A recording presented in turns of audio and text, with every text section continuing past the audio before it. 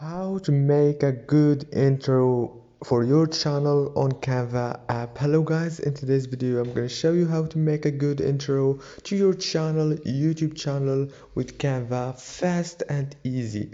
So first thing, go to Canva, and this is the home page. As you can see, now all what you have to do is go down here and click on this plus icon right here, and then it will take you here. You have many options, but you should choose the video option right here. If you didn't find it, just search for video in the search bar and click on it.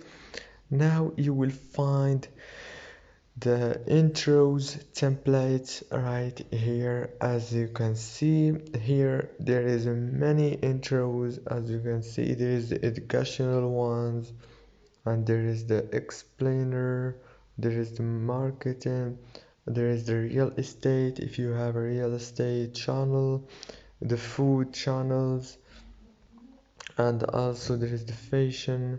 You can just click on anyone like this, and you then edit it easy and fast just by clicking on anything.